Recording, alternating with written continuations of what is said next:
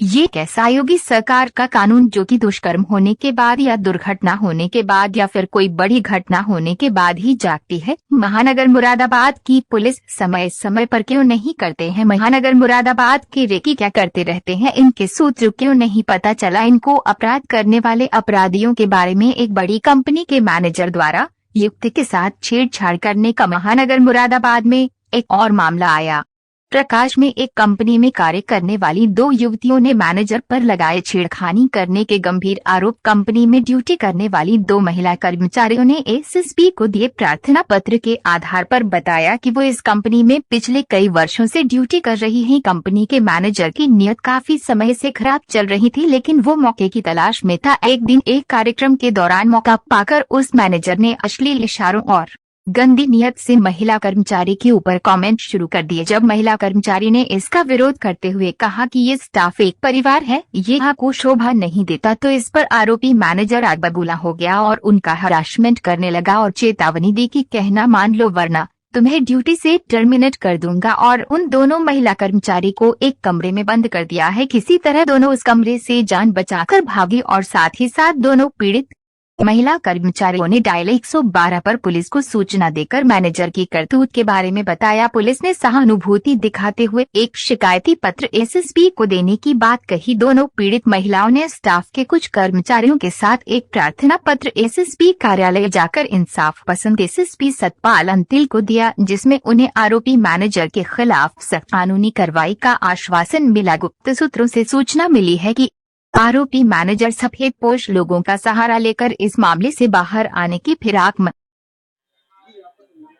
मुस्कान Verma sir, हम इस company में 1.5 साल से जॉब कर रहे हैं, ठीक है। और 1.5 साल से लगभग हम अपना काम पूरी ईमानदारी और निष्ठा के साथ कर रहे हैं। अभी फिलहाल में हमारे ऑफिस में एक जेडएम है, अनु मित्तल, जिन्होंने फरवरी में ज्वाइन किया था। उनकी नज़र तो स्टार्टिंग से ही गलत थी, ठीक है, लेकिन हम काम किया करते थे तो हमें मतलब नहीं कौन इंसान क्या कर रहे हैं। हमारी 1 तारीख को पार्टी हुई थी, गेट टुगेदर, 1 मई को। वो पहले से कुछ शब्दों का यूज़ किया करते थे हम लोगों को लेके, मुझे और मेरे कलीग कोमल को, ठीक है।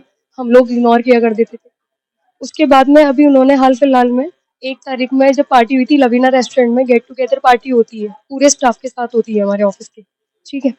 तो उस पार्टी के दौरान हम लोग सामने बैठे थे टेबल पे, मैं और मेरे साथ में जो मेरी कलीग है, यानी जो मेरी साथी है कोमल, सामने वाली टेबल पे बैठे थे हम लोग। तो जब एक इंसान किसी गलत भाव से टच करता है तो वो सामने वाले को पता चल जाता है, गलती से टच करता है तो समझ में आता है। उसने 2 से 3 बार मेरे पैर पे टच किया, ठीक है। मैंने वहाँ पे तो बर्दाश्त किया। जब मैं वहाँ से उठ के आ गई तब मैंने कहा सर ये क्या है? बोले तुम्हें समझना चाहिए ना मैंने क्या करा है। मैंने कहा अच्छा। मैंने कहा सर इस तरीके की नहीं हूँ मैं, मैंने आपको ये चीज़ पहले समझा दी थी और आपको ये समझ में आ जाना भी चाहिए। तो कहने लगे, बोले मैं समझ गया हूँ, तुम समझो इस बात को। मैं वहाँ से आ गई इस वाली बात को करके। फिर वो दौरान से सिलसिला चलता रहा। वो इस तरीके की बातें करते थे, कमेंट किया करते थे, डबल मीनिंग बातें किया करते थे, कभी किसी के कपड़ों को लेके करते थे, कभी किसी बात को लेके किया करते थे। सो सिलसिला चलते-चलते 16 तारीख को उन्होंने सामने-सामने बुलाया, पौने 10 का टाइम हो रहा था लगभग। ऑफ़िस खुला ही खुला था। सामने से उन्होंने बुलाया, बुलाने के बाद में उन्होंने बोला कि तुम लोगों का फेस कट अच्छा नहीं है, ठीक है? तुम मैच्योर भी नहीं हो, मुझे ऐसी लड़कियों की ज़रूरत नहीं है, तुम्हारा फिगर भी नहीं है, ठीक है? तुम्हारा फिगर भी मेंटेन नहीं है, मुझे ऐसी लड़कियों की ज़रूरत है जैसे रामपुर स्टोर पे एक लड़की है, ठीक है? मुस्कान खान नाम की, देखो कितनी सुंदर है। और जो प्रीति है, देखी है तुमने वो कितनी अट्रैक्टिव है। ये बात कही। मैंने कहा सर हमसे जॉइनिंग के टाइम पे तो ये चीज़ नहीं बताई गई थी। अगर हमें जॉइनिंग के टाइम पे ये चीज़ बताई जाती तो हम जॉइन ही नहीं करते ना। हायरिंग के टाइम पे हमारे ये बताना चाहिए था। तो फिर उन्होंने ये वाली बात कही, बोले मैं नहीं चाहता हूँ तुम इस ऑफ़िस में रहो, ठीक है? रिज़ाइन डाल के अपने यहाँ से चले जाओ, नहीं तो मैं तुम्हारी नौकरी खा जाऊँगा, ठीक है? फिर वो गलत तरीके से गंदे इशारे करने लगे आँखों से। फिर हम लोग वहाँ से हट गए, ठीक है? हम वापस आ गए। आने के बाद में हमने अपने सीनियर को कॉल करी, जिनका नाम नचित जैन है। उन्होंने बोला ये चीज़ गलत है जो तुम्हारे साथ हुई है, ठीक है? तो बोले कि आप थोड़ा वेट करो, मैं इन्वेस्टिगेशन करता हूँ, क्या बात है? बोले शाम तक का टाइम दो। हमने शाम तक का उन्हें टाइम दिया। शाम तक का टाइम देने के बाद में उन्होंने किसी बात का कोई रिस्पॉन्स नहीं करा। फिर हमने मेल कर दी।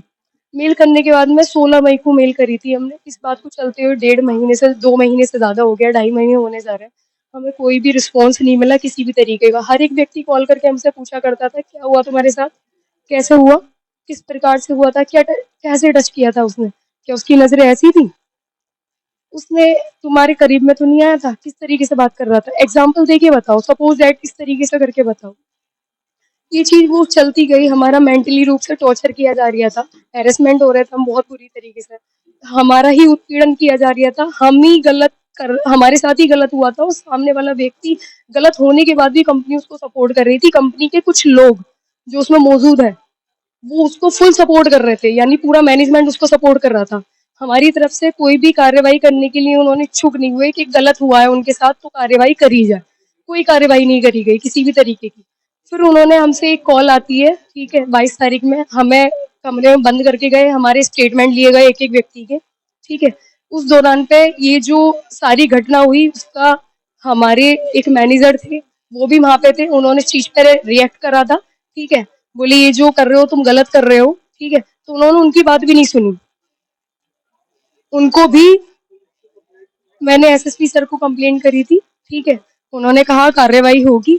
आज मैंने ऑफिस ज्वाइन करा क्योंकि इन्होंने मुझे 18 तारीख में, मुझे और कोमल को दोनों को ही हमें 18 तारीख में धक्के मार के एक तरीके से बाहर निकाल दिया था, कहा बोले तुम लोग निकल जाओ 30 मिनट के अंदर यहाँ से, बोले तुम्हारे पास कॉल ना, हमारे पास टर्मिनेशन का कोई मेल आया ना कोई हमारे पास कॉल आई किसी की, ना हमें इन्फॉर्म किया गया, हमें डायरेक्ट निकाल दिया गया। आज हम ड्यूटी पे आए, हमने ज्वाइन करा, हमने किसी से कुछ भी नहीं कही।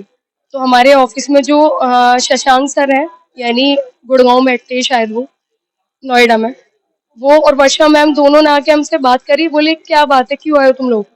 मैंने की सर हमें तो कोई इन्फॉर्मेशन नहीं दी गई टर्मिनेशन की, तो बोले तुम्हें टर्मिनेट नहीं किया गया है, बोले वो तुम्हारी टीम